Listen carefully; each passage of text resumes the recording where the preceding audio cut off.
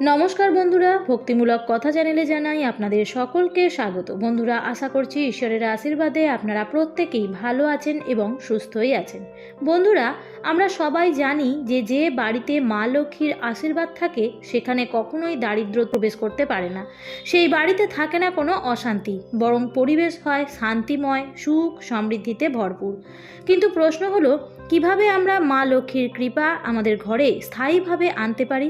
আমরা প্রত্যেকেই পূজা অর্চনা, টোটকা বা বিভিন্ন রকম উপায় করে থাকি। তবে বাস্তুশাস্ত্র অনুসারে গাছপালা হলো দেব শক্তির সবচেয়ে সহজ বাহক।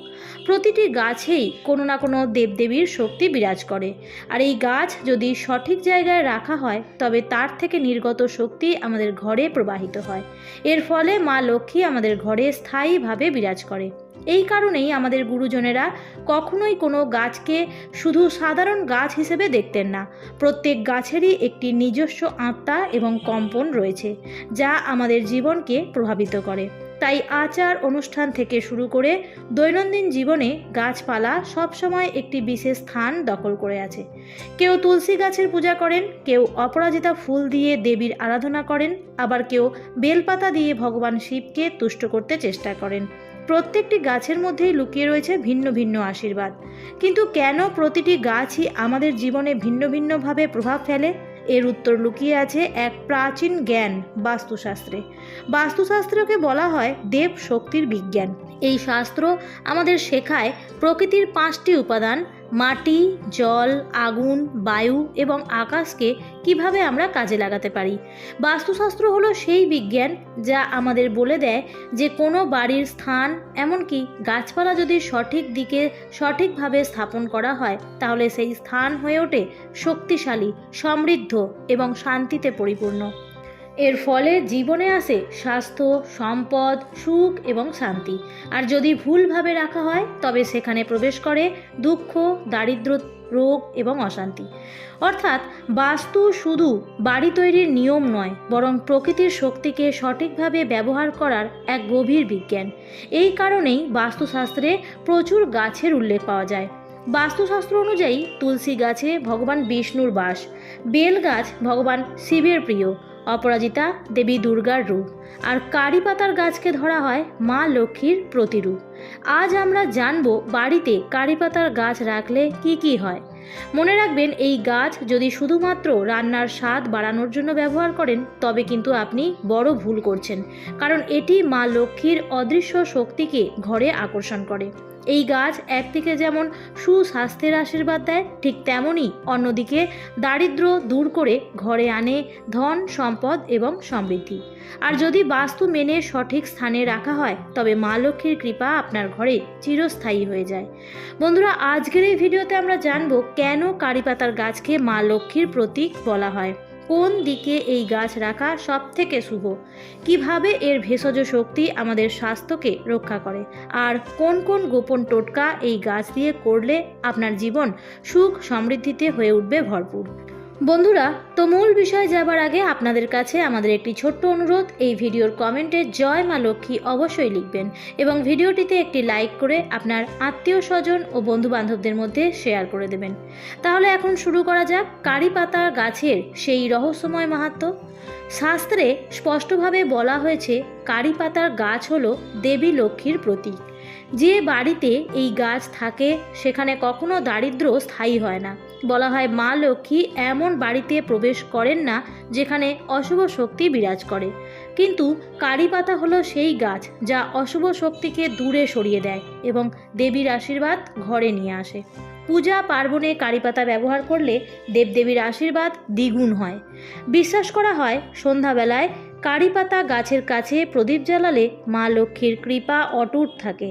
এই গাছের সবুজ পাতা হলো সমৃদ্ধির প্রতীক, তাই বাড়িতে এই গাছের উপস্থিতি মানে শুভ শক্তির প্রবাহ।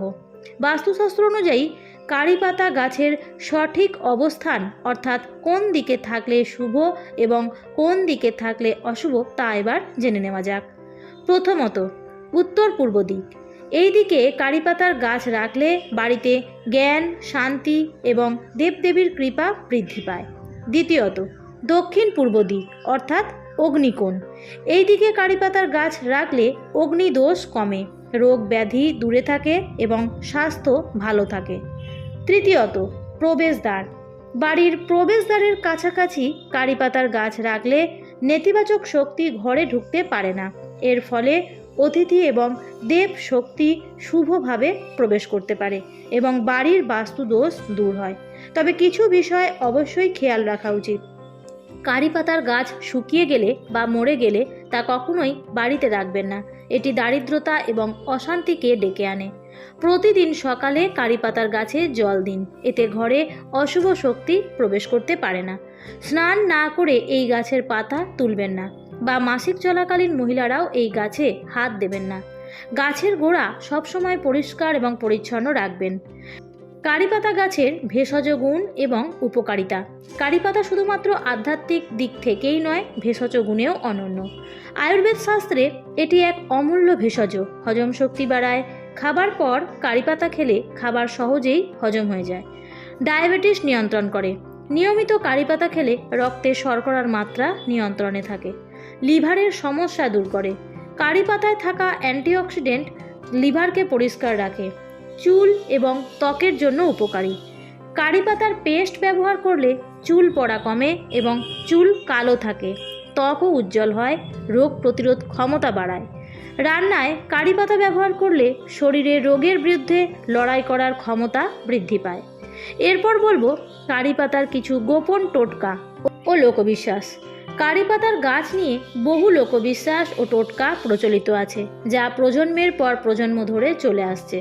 প্রত্যেক শুক্রবার সকালবেলা কারি পাতার গাছে জল দিয়ে প্রণাম করলে মা লক্ষ্মীর আশীর্বাদ মেলে এবং ধন সম্পদের প্রবাহ বৃদ্ধি পায়। মানিব্যাগে একটি কারি পাতা রাখলে সহজে আর্থিক কষ্ট আসে না। বাড়িতে যদি বারবার অশান্তি হয়, তবে কয়েকটি কারি পাতা শুকিয়ে সেই পাতা ধুনোর সঙ্গে সারা ঘরে ধুনো দিলে ঘর থেকে নেতিবাচক শক্তি দূর হয়। ব্যবসা, দোকান বা অফিসের কাছে কারি পাতার গাছ রাখলে ধীরে ধীরে আয় বৃদ্ধি পায়। কারোর ওপর নজর লেগে থাকলে কারি পাতা দিয়ে প্রদীপ জ্বালিয়ে পূজা করলে নজর দোষ কেটে যায়। বন্ধুরা, আমরা দেখতে পেলাম যে কারি পাতার গাছ কেবলমাত্র রান্নার স্বাদ বাড়ানোর জন্যই নয়, এটি অমূল্য আধ্যাত্মিক ভেষজ এবং বাস্তু শক্তির উৎস। এই গাছ মা লক্ষ্মীর প্রতীক, তাই এই গাছ ঘরে থাকলে দুঃখ দারিদ্র্য দূর হয়ে যায়। আয়ুর্বেদে এর ব্যবহার আমাদের শরীরকে সুস্থ রাখে, আর বাস্তুশাস্ত্র অনুযায়ী সঠিক স্থানে রাখলে ঘরে আসবে ধন, সম্পদ, সুখ, সমৃদ্ধি এবং দেবদেবীর আশীর্বাদ। তাই যদি এখনও আপনার ঘরে কারি পাতার গাছ না থাকে, তবে দেরি না করে আজই একটি কারি পাতার গাছ নিয়ে এসে লাগিয়ে ফেলুন। এতে আপনি পাবেন স্বাস্থ্য, সম্পদ, সমৃদ্ধি এবং দেবদেবীর অমলিন আশীর্বাদ। গাছ লাগান, প্রাণ বাঁচান। বন্ধুরা, একটা কথা আমাদের মনে রাখতে হবে, প্রকৃতি ছাড়া আমাদের অস্তিত্ব অসম্ভব, আর প্রকৃতির সবচেয়ে বড় সম্পদ হলো গাছপালা। গাছ শুধু আমাদের ছায়া দেয় না, অক্সিজেনও দেয়। গাছ ছাড়া মানুষের এক মুহূর্ত বেঁচে থাকা সম্ভব নয়। একটি গাছ বছরে প্রায় 22 কেজি কার্বন ডাই অক্সাইড শোষণ করে এবং আমাদের বিশুদ্ধ বাতাস ও অক্সিজেন সরবরাহ করে। গাছ মাটির উর্বরতাকে রক্ষা করে, পাখিদের আশ্রয় দেয় এবং জলবায়ু নিয়ন্ত্রণে রাখে।